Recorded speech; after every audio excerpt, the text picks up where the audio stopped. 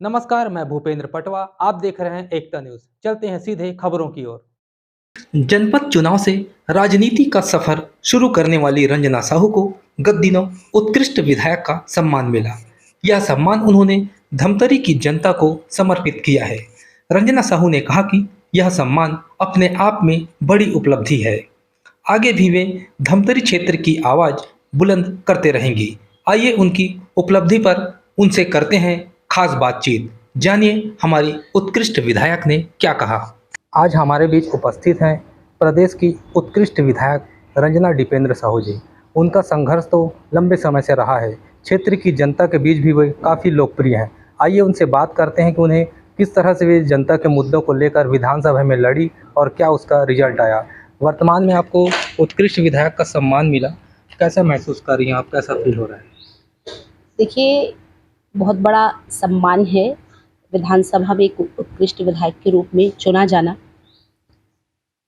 मैं तो ये मानती हूँ ये हमारे धमतरी की जनता का स्नेह और उनका आशीर्वाद है, उनका प्रेम है जो आज यहाँ तक पहुँच पाए हैं।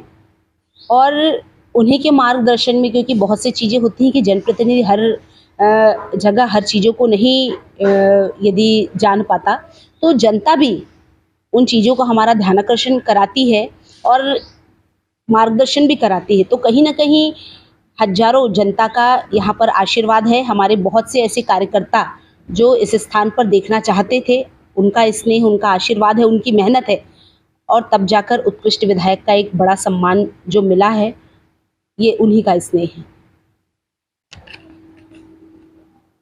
धमतरी विधानसभा में सैकड़ों समस्याएं थी। इन समस्याओं को कुछ विशेष मुद्दे भी थे जिन्हें आप विधानसभा में प्रमुखता के साथ उठाए हैं। कितने प्रश्न आप लगाएं और उनका क्या रिस्पांस रहा? देखिए, पंचम विधानसभा का ये आखिरी सत्र रहा है।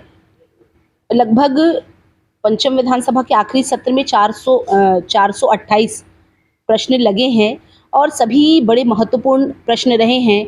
कई बार ऐसा होता है कि विधानसभा में बहुत सी ऐसी चीज़ें हैं कि हम जो काम करवाना चाहते हैं लेकिन वो काम हो नहीं पाता, और उस ओर सरकार का ध्यानाकर्षण कराना ये एक बड़ी जिम्मेदारी होती है। और जनहित के विषयों को लेकर, अधिक से अधिक योजनाओं को लेकर, निर्माण कार्य को लेकर, सारे विषय को लेकर प्रश्न लगे हैं और सरकार का ध्यानाकर्षण कराया गया।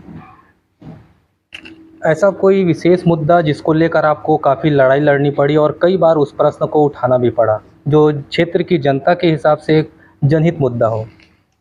देखिए, विषय तो बहुत सारे रहे हैं। आपको डांगी माचा का एक विषय मैं बता दूं, क्योंकि काफ़ी लंबी यह मांग रही है। सोलर सूक्ष्म सिंचाई योजना है। माननीय कृषि मंत्री जी के साथ चर्चा में यह विषय आया था और दूसरे तीसरे दिन ही उसे स्वीकृति प्रदान करनी पड़ी, क्योंकि बड़ा महत्वपूर्ण यह विषय था। हमारे कई किसान भाई, लगभग 200-250 एकड़ किसानी सोलर सूक्ष्म सिंचाई योजना में होती है, तो उनको सरकार को फिर उनको स्वीकृत करना पड़ा। दर्री खरेंगा सड़क का जो मुद्दा रहा है, बहुचर्चित यह विषय है, महत्वपूर्ण यह मांग है। यह भी पहले ही सत्र में विधानसभा के सदन के पटल में यह विषय आया था प्रश्नोत्तरी के रूप में, और उस समय भी सरकार का आश्वासन, विभाग के मंत्री का आश्वासन हमको मिला था, लेकिन बड़े दुख की बात है कि आज तक वो आश्वासन पूरा नहीं हो पाया। धमतरी नगर निगम के बहुत सारे विषय हैं, जैसे AHP के, प्रधानमंत्री आवास के 480 जो मकाने बनने हैं, उसके ऊपर भी सरकार का ध्यानाकर्षण करा है, वो विषय भी पूरा नहीं हो पाया। पिछले भारतीय जनता पार्टी शासन के कार्यकाल में बहुत से ऐसे कार्य हैं जो आज भी अधूरे हैं, जिनके निर्माण कार्य को पूरा करने के लिए नगरीय निकाय ने आज तक 1 रुपये का बजट उसके लिए प्रदान नहीं किया है। आज भी वो निर्माण कार्य अधूरे हैं। नगर निगम में नए कार्य आप छोड़ दीजिए, नए कार्य तो मांग के थक गए, लेकिन पुराने काम भी अभी तक स्वीकृत नहीं हुए हैं। लगातार सरकार का ध्यानाकर्षण इस ओर कराया गया। विधानसभा का अंतिम सत्र भी अब समाप्त हो चुका है। अब कुछ महीनों बाद विधानसभा चुनाव होने वाले हैं। क्या उम्मीद कर रहे हैं आप और किस तरह का रिजल्ट आ सकता है सामने? देखिए, चुनाव तो हर 5 साल की एक प्रक्रिया है जो होनी है, लेकिन वास्तविकता यही है कि जो जनता का दिल जीत के आए, जो जनता के दुख में सुख में उसकी हर बातों को समझे। निश्चित रूप से ऐसे जनप्रतिनिधि की आवश्यकता जनता को है।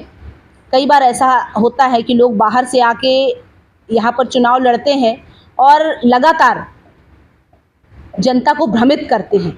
एक भी मांग ऊपर तक पहुंचाई नहीं जाती, एक भी वादे पूरे नहीं किए जाते, तो इस तरह के लोगों को जनता नकारती है। निश्चित रूप से जनता बड़ी जागरूक है और धमतरी के यदि लोगों की बात करूं तो हर वर्ग हर प्रकार के लोग यहाँ पर है।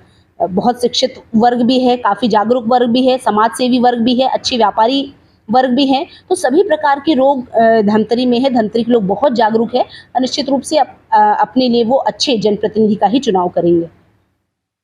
एक महिला होते हुए भी आपने सक्रिय विधायक की भूमिका निभाई। यही कारण है कि विधानसभा में आपको उत्कृष्ट विधायक का पद से सम्मानित भी किया गया।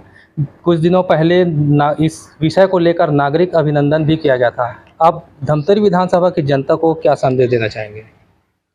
देखिए, जनप्रतिनिधि एक छोटा हो चाहे बड़ा हो, आप देखते हैं पंच सरपंच भी जनप्रतिनिधि का दायित्व निभाते हैं, विधायक है, सांसद है, जो अपने क्षेत्र के, अपने गांव के, अपने वार्ड की समस्याओं से अवगत हो और उस समस्या का समाधान हमको कैसे करना है, इस बात पर यदि चिंतन करते हैं, निश्चित रूप से वो एक जागरूक जनप्रतिनिधि है। क्योंकि समस्याएं आनी है जानी है।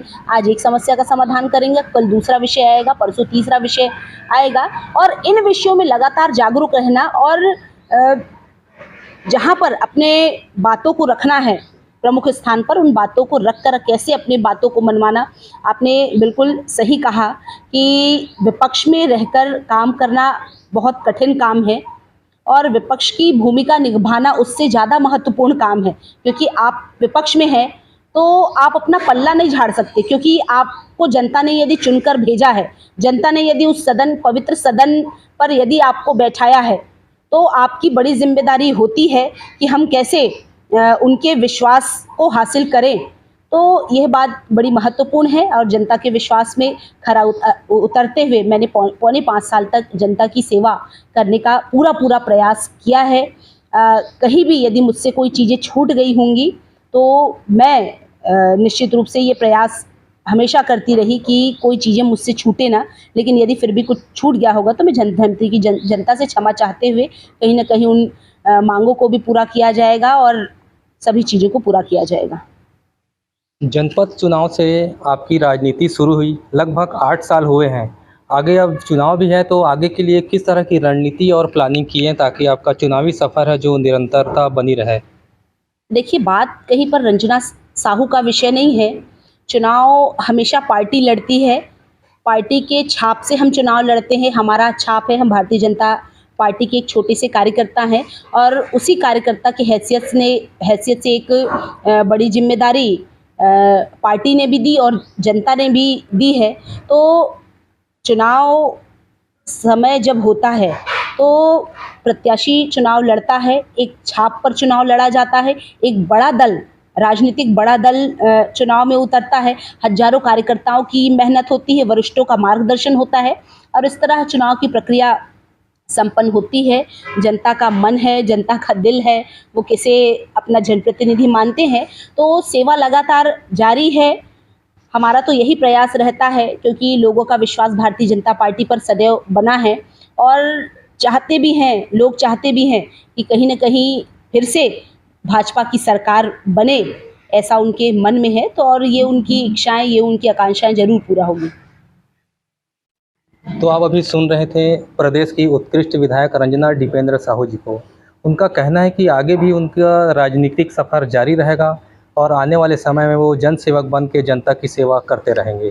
कैमरामैन दादू सिन्हा के साथ मैं भूपेंद्र पटेल। आज बस इतना ही। अगले बुलेटिन में फिर मिलेंगे, तब तक के लिए नमस्कार।